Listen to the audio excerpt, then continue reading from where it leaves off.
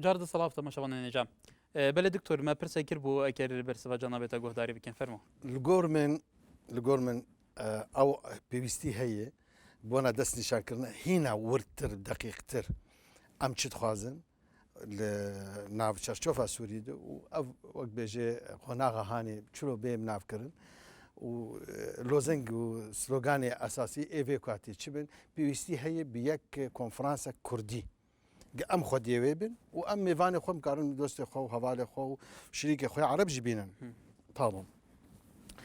برشي وك جنابة قلت باشور او كشنيه يعني تاريخ مجوك دور ودريج هي بصد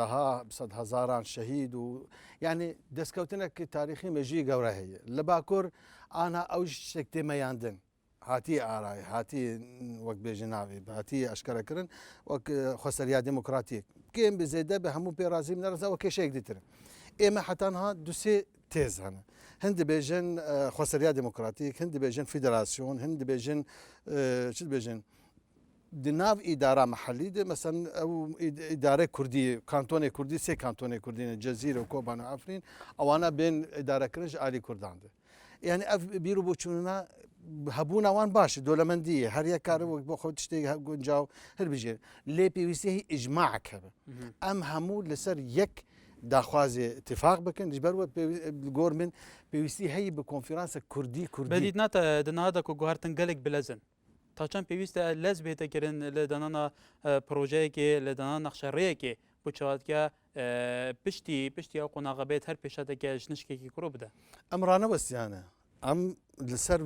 في كونفرنس ايش دكن نتني ام وقت الكونفرنس انطاليا دي هر وهال دري ويجي دي قال لك جمارك باش روشنبير سياسه مداري كردي زور بنافدنگ لسر ايش دكن الجورمن نافا في مهدي قالك تشبه چه تاريخ از نكارم بيجم اناج بونا كزكي وقت بيجي تايبت لسر او الين دن دنافا كونغري سوريا بو گهارتنه ده هنا هند الين اسلامي هنا الين چپنه قالو هن وكو اليه كردان دخوازن سيستم بهت حكمرانيه لسوريا لسر چبنگه هيك بي ايا سيستم كي اسلامي بان سيستم كي الماني با يادي ترجي كي اخوان مسلمين هي كو قالك الين كردان كساتين كردان ترس هي كو لا كي تندرا ما فين كردان قبولنا كي اي اف توجهات دنافا في كونغري ده چا حل سنگينن سپاس دکم سروی پرسیارا زور خوش و گرنگ ام بکودتشن لروسيا لفرنسا لألمانيا أبرز ما تكرن بتايبتي جنو نري اخوانات كرن قلتن باش ايوا دينو بيرو بوچوني واجبونا سوريا سبا چيه دولتك اسلاميه خوازن هو شو كان بين اسا دولتها سوريا بدن اجا برج ما بوان اتفاق كربو ما ناف انطاليا ما قلت ايما دولتك مدني سيفيل لايك يعني بفرنسي بيجي لايك يعني علماني ام دخازن او باورياوان وقت بيجي اتفاق عمل قلوان سرفي هي لجار جارنا هلبت بري نهاجي دمك دريش خلجوان ترسيان او كساناج بلكي جي دبيجي جو يكجي سببي حتى انها جو اول تانا في مجمارتن جو ام نديدتن وك اوبوزيسيونك روا جبر ترساوان جوان بون لأنا او مترسيا هدي زلال دبي وامجي هر روز جوان بيجن اما روجانا جرك اي وهون بيجن دولتك سيفيل دخازن دولتك قانون وياسا بهيش قانون نابي تنها سرچاوي وقت بيجي ياسا وقانون الشريعه الاسلاميه به مساله افرتان مساله كامله توان افتشانا ايغو حمود نجاج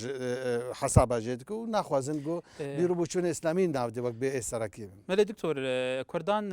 جالك تجربين ديروكي هنا اللي قال قلتو بيش كرنا ديال ولاتين او دولاتين كردستان لسرات كده باش كرن مينا باشور كردستان كود دمك كده رجيم صدام مابول سرد صلاته اوبوزيسيون عراقي بدنا اوبوزيسيون كرد خدي جهه که زور تایبت بوم جبلی و کردان هرما خو هبو حکومت و پارلمان هزا خو یا پیشمرگی هبو لی هیان هاجی چندین پروژه دانا چندین اتفاقات کرنا بو چواد که جیبجی کرنا پرسین کردان کو پرسین گلک نتاوینه او پیوست جبینه چارا سر کرن جگوری همو پیودان گو یا سن دولت جیگ ما فکر کردان روایه هیان هاجی گلک ما فین کردان لیورنان جیبجی کرن ل کردستان با کردجی کروها ل روشلاجی کروها گلو دمه کدا کو لسوریه تفگەرە کوردی خودی هێزێکی چەکدارینە و بکار بە هەندێک جارانە و زەختێک و باندور هەبە هەیەنها خودی بەرەیەک تەفگەرێکی هەفگرتی و استراتیجێکی دیاریکردنینە توژی وەکو ئەکادیمیەکی کورد دناڤێ مۆتەمەریدا بەشداری گەل و ئەگەر سبەهی ڕژێمە بەشارە لەسەردا ساڵاتێنەما پرۆژێوەدی چ بە هین چ دەکە چ گەرانتیەکە گەرانتی هەبوون ئەمەی بشێوەکی چالاک بشێوەکی بێماندوو بوون بێوەستان بێترس بێتەرەدد بێ هەموو دەرفەت و وەکبێژێ دەسەلاتێک دەستێ مەدە ئەم ناو دەبن ئیرۆ کورد کێمەک بژی سەرمیانێکی وانی وەک بێژی بچووک هەبێت لە دەرەوە ئەو پەیوەندیە کوردانی نێونەتەوینە بسایە کوردستانە باشوور بسایە ژمارەکەن زێدەژ ڕۆشنبیری کوردی نیشتمان پەروەەر لە دەرەوە لە ئەوروپا بگشتی هەنێک پەیوەندی ئەمە چێبوونە ئەوون ئێس ئاها حالی حاضر سەرماسێنە ئەوون کەرتێمەی بخورد ئەوەن ئێگۆ هەلبژارتنامە ژێ شێوێ وەک بێژێ سێکولێر بە ئەنگلیزی ینی دەولەتە مەدەنی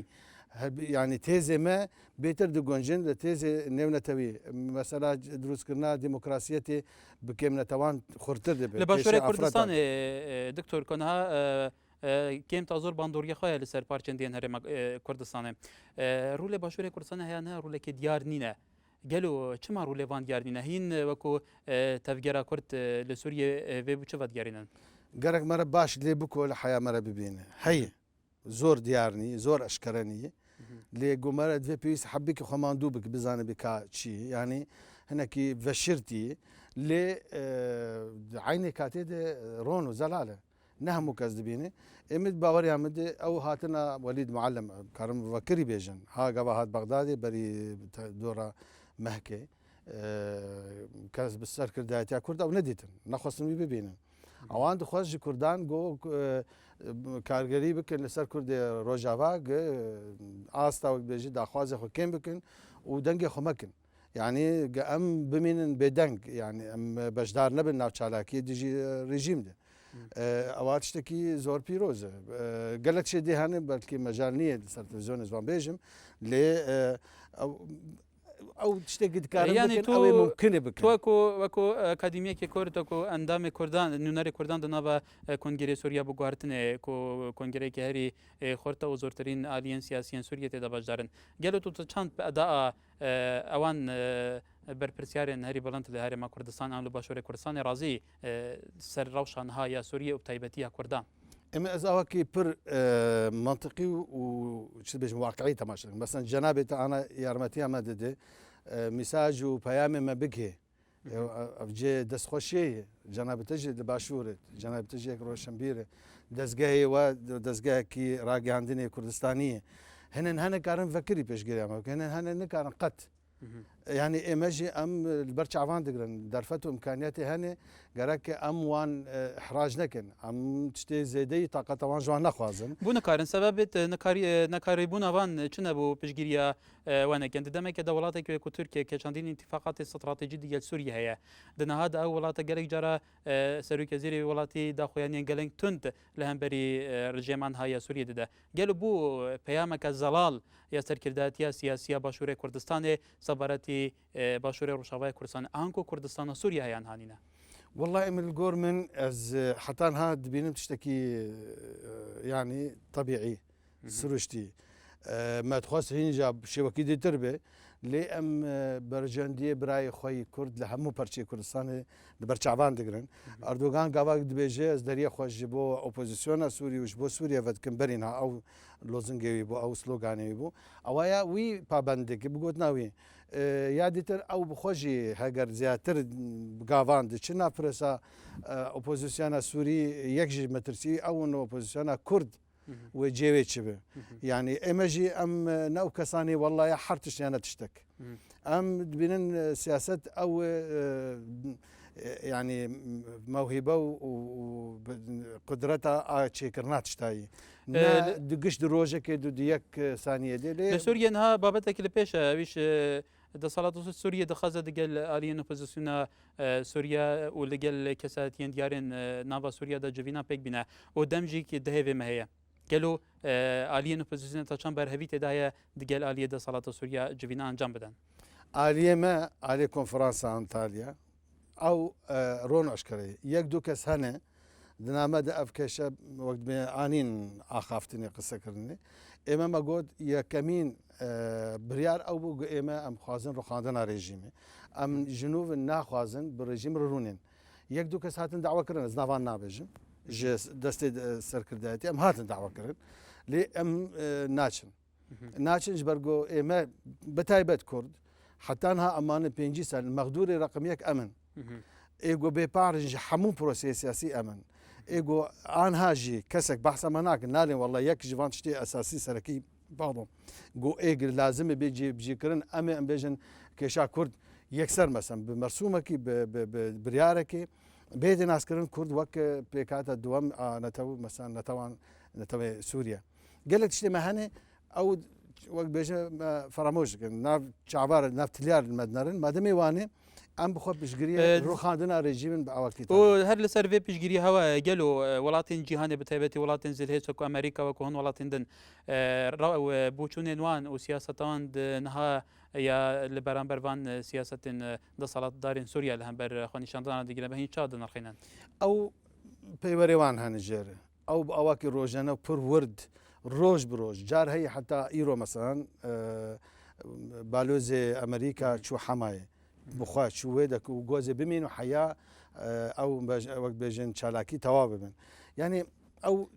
بيوري وان هنه ووسيله واداه وان هنه بونا وقت بيجي دس نشان كرنا سياسه وان حتى انها ايك جي قمجيت ديشيان ودترسيان او بوغو كسكي وك اوبوزيسيون سوريا ام ناس نتكرم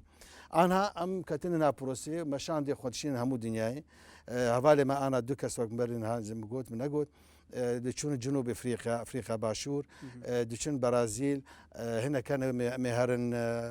نافشي سنغافوره واندونيسيا وان ولاتي مسلمان امين نافقش بقرن وهنا جماهني ولاتي عربيه بله ددما كده انها لليبيا جيك هند جوهرتن هنا لليبيا جيك خابي شاندان جماهيري بشيء برفره هنا اوبوزيسيون ليبيا هي اف اوبوزيسيون جلاي غريك ولاتين زلهزين جهاني وكو نونري شرعيه ليبيا هاتنا نصاندن قالوا ولات تایبەتی وڵاتên جیهانە خواتی باندۆر و civakانê dewletî bi awayekî giştî hûn wekû opozisyona Sûriya çawa we qebûl dike nav او پرسیارك پر بالکیش همو کزانه لیبیا نوک سوریا سوریا گریکا که مستره سوریا کارگریاوی و باندوراوی لسر لبنان هي لسر فلسطين هي لسر حتى عراق هي سوریا بير خاندن كوملك مزن كيشا انتن شارع سركرين ياجي تن جنوب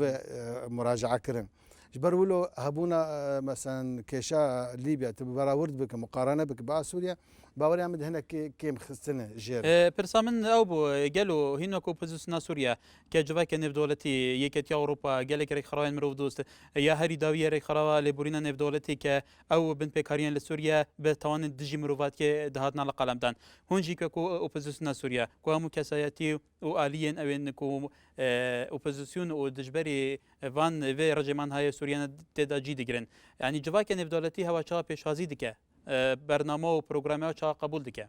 اماش خو یک دو خاله سرکی د حمو گفتگو و قصه کردن و بيجي اخافتن عمل قر طرف اجنبي یک ام بيجن قرك نافش بشار اسد بيد داد كردن بمحكمه كرن قبل اي سي سي انترناشونال كور كريمنال كورت يا دوا قرك او الانجمن اساير او كيشا ادانه كردنا سوريا بيت بيشكرتن يعني لحمو وان هفديتني اخوا ام فان دتشتان ددن بيشا وان كاسي ايغو بيواندي دار ان بيجن غرك هون علي كلامه كنسر فيدا يا ديتر مثلا سوريا جو حتى انها درنج ما حتى برنار اونري ليفي او فيلسوف فرنسي ايغو ميوانداريا من دوا مكر او بشيء كاشكره قلت جو افا دروتيا نيفنتويه افايا باخلاقيته خوينا گنج ليبيان گنج سوريان باشتر نيه نجي بترول اوان غرك جمر بيور بقى ام دست خبدن ليبيا والي كاريوان بكونوا وگنج سوريا وقت بيجي فراموش بكون وجهلوان لكن برولوجي امز بيجم ابان انها مثلا سياستها ناونتوي نتن مخاطبه وجدان وعقل وضمير ونظام شي اساسي ايرو كيشا بهمو جرانيا خو تشنه او بجريداين بكيساس ليبيا هم كيسا سوريا او انا برجع مرو نبن امري خوندنا غلط بكج ددما که دکواف بن پیکارین لسوریا بردام بن کویانا پتری 1500 کس لسوریا هاتنا کشتن و به صدان کس هاتنا بریندار کن و ده حبس و زندان دادن و روزانه جی افغانستان بردام و خلت کشتن و خل کج برد بن بشه کی زور بتایبتی بر بولات ترکیه و گلو اگر افراشوسا بردام به و برنامه و چه به و پیشنهاد و چه به تایبتی بجواتا ولا کارن دولتی وکو ناتو که وکو مینا لیبیا او بهت ناچار بکه و رژیم آن لواز بکه به هنده دست جوان تپاسر کاریان برده او همو او كيشانا لسر حمو عرض والزاويه سوريا برزبن چه مثلا كيشا هنابريه چه كيشا خوارنه چه كيشا آب و كهرباء چه كيشا گرتنه و زامچه اوانا همو آنها گشتن آستكي او همو كسي پیوندی دار دولت اسلامي دولت عربي و دولت ناتوي و كونسي امن مجلس الامن وقت بيجي اوانا آنها جحر روجه بيتر البندنه جو وقت بيجي چارەسەریەک بێ پیدا کردن ئەم لە بەندەنە یەک دو وڵاتی عربی پشگیریامە بکەن بە ئەشکەرە نەما بمینێت بن پەردێدێ باشکەرەگا پشگیریا مەسن داخوازێمە بکەن یادی ترژی یەک دو وڵاتی مسلمان لیبیا هەگەر دەولەتێک دو دەولەتی عربی نەبانە مجلس الامن نکاری بۆ هیچ پشگیریان بووی شێڤەکری کردبایە ژبەرو لە ئەە حەجەتەوان بەهاناوانی ئەشکەرە ئەو ئێوە بتایبەتی سەروان گوهارتنین ڕۆژهڵاتە ناوین حتا ئێعلاما عربیجێکی ئیزدیواجێت تێدایە لە بەرامبەر وان گوهارتنان لە وڵاتێکی بە ئینتیفازە ناودەبە لە وڵاتێکی دی بە ناوێکی دی لێ دنێ گەل و نها وڵاتێن عربی بتایبەت و ئێعلاما عربی لە ئاست وان گوهارتنێن دناوا سووریا دەتێنەگەرن هینچاوە دەبینن بگشتی ئەو کەسێ ئازاد بشێوەکی باش بشێوەکی بابەتایەتی مەوزوعی کێشە ناو سووریا دێ وەک بێژێ تەغتیە دکن و بەراو دکن ئەم جێ شانازیە گومارە بێژێ جەزیرە عربیە الحوار گەلک ناوچی ئۆریانت گەلک کەنالی عربی بە شێوەکی زۆر پرۆفیشنال بابەتایەتی مەوزوعی ئۆبژێکتیڤ هەواڵان بەراو دکن لەسەر شۆڕشە سووریا ئەوە جێ وەک بێژیت شانازیە گوان بگە لاکن ئەو وڵاتی دیتر ئەوێ گۆگێ تۆتێلیتارن ئەوژێ دەترسن وەک بێژە سراوان بێ دۆراوان بێ ئەوژی بێن وەک بێژە ئیدانەکردن و ئەوژی ناوانژی دێ ئەو شۆڕش پەیدا ببن ئەو کەسانە ئەم هێویاتشکی دژوان ناکەن بتایبەتە بان گوهارتنین ڕۆژهڵاتە ناوین تێنەکردن ئەم جارێ دەمبچێن سەر پرسا کوردان دکتۆر لەسەروی بابەتی لەسەروی بنگهەیە ئەدا لایەنە سیاسیین کوردان بشەیەکی گشتی دنهادا ئەدا سیاستکردنا کوردان دنهادا بشەیەکی گشتی لە ڕۆژهڵاتە ناوین تو چا دەبینێ بۆ مفەوارگرتن ژێ ئەزمونێ بتایبەتی کە کورد قوربانی ئێوان هەمی دەسەڵاتێن دیکتاتۆریەن بەرینها دەسەڵاتە ئەوان وڵاتێن دەڤێت دەست دەبووە پێویستە کورچە بکەن ئەداوان حیانها هۆیون چاوە هەڵدەسەنگینن باوەریامە دێ کێشا کورد نایە پەرچەکردن کێشا کورد لە هەموو هەرچا پەرچان یەک کێشێ کێمانیش بۆ کەسی دەرەوە ئەو وڵاتی مەزن ئەو وڵاتی زلهێز ئەوانە مەدبینن یەک ڕاستە ئێمە بخوا جار هەیە ئەم بخوا چاوێک خۆ دەگرنج هەن تشتان چاوێک خۆبەتکنج تشتێن لێ بگشتی ئەوە واقعەکە ئەوە تشتێکی ئۆبژێکتیڤێ ئەوە تەنێ ئەو کەسانی گۆگە بە وان دەولەتارە نوێنەرەوان قسە دەکەم واتشانە دەبێن لە بەرچاوە دێ یادی ترژی ئێمە ئەم دوێ هەنەکیژی زانبن تشتن هەنە ممکنن لێ نە ئیرۆ تشتن هەنە پۆتەنسیێلن یعنی ئیمکانیات کردناوان ئیرۆ نابێ بۆ وەدە ئەم هەردووا وەک بێژێ باڵانسەکە پەیدا بکەن ئەم بێژن وەڵا ئەو کێشامە لە هەرشا پەرچەبیەک ڕۆژیانژی تشتێکی وە کوردێ سووریا بێژن وەڵا حتا ئەم بێژن کوردێ باکوور ئازاد نەبن یانژی باکوژور نەبن دەولەت ئەوانە کێشە نەممکن ئێمە ئەە سەرمیانێکی مەزن پەیدا بووی سەرمیانێکی پشگیریە ڕایە گشتی نێونەتەوی کەمێک بژی هەنێکی ئەم بێژن جار هەیە نەئەکتیڤ لێ بژمارك فاکتەر و معطيات و حقائق سەر کوردات زانن ئەوە جێ دڵخۆشی مەرەکارتم پشتا خۆ بدێن هەر سەبارەت لێ ناف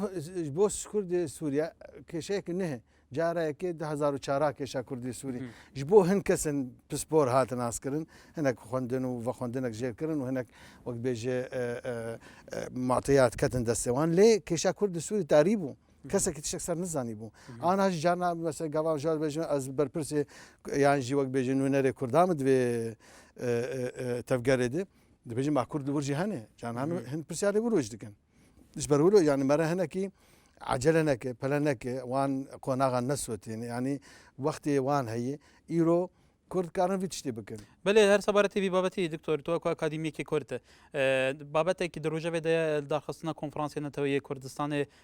لە باشووری کوردستانی کنگرەی جڤاکە دموکراتیک کەجەدا لە باکووری کوردستانی بەریچاندێکی جیڤینە لە دارخستێدا بڕیاردا کۆمیتێن ئامادەکردنا وی کنگرەی بهێنە پێکانین گەل و پێویستە نەڤ وی کۆنفرانسیدا گەل نونەرێن گەل کەسێن ئەکادیمیست لایەنێن سیاسی پێویستە خودی چه استراتیجێکی بن چه ئەجندایەکی بن بۆ چاواتکە دەستە بەرکردنا مافین کوردان لە هەر پارچێکی لە گۆر تایبەتمەندیێنی وڵاتی لەگۆر من ئەو کەسی ئەکادیمیسیان ئەو کەسی فالان شارەزا بە ئاستەک بەرز لەگۆر پەیوەری نێونەتەوەی ئەو گەرەك مەژی و عاقلێ vê کۆنگرێ بن یعنی ئێمە گەرەك ئەول گاوا ئەول ئەم باوەژن ئە باواکی فەنی تەکنیکی ئەم تەماشە بکەن ئایا ئەف تشتێکم بێژن وێ بێت قبولکردن بێ پەژراندی ژێ دۆروبەریمە ژ دنیای یعنی تشتێکی هەبێ هەنێکی خەڵک ببینە شعرەزایە و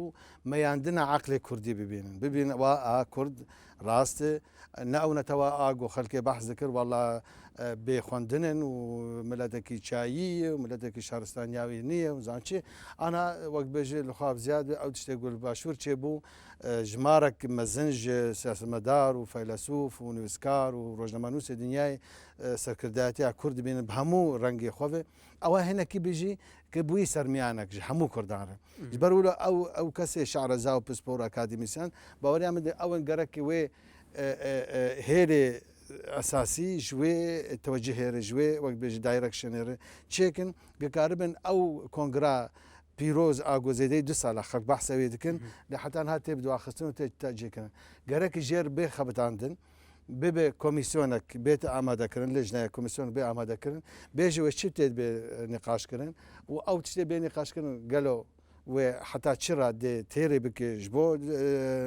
ئەو دوسیۆنا کوردیش بۆ وەک بێژە تەماشەوان و بینەر و خوێندەوان و هاوڵاتی کورد وش بۆ دەرەوە ئێمە ئەم تەنێ خۆت تەنێ بنەرن ئەم دنیا دۆرە خۆ نەبین ئەمێ غەڵات بچن پێکەوە دنهادا ڕایە گشتیان نێفدەڵەتی نێفنەتەوەی سەبارەت بە پرسە کوردان تایبەتی ئەو پارچێن و هەیەنها کورتێدا دێنە تەپە سەرکردن مافێوان وەکو پێویست نایێتە داین وەکوهین وەکو چەندین سەردانێن ناوەندێن سیاسی و دیبلوماسیەن دەربەوەکردە گەل و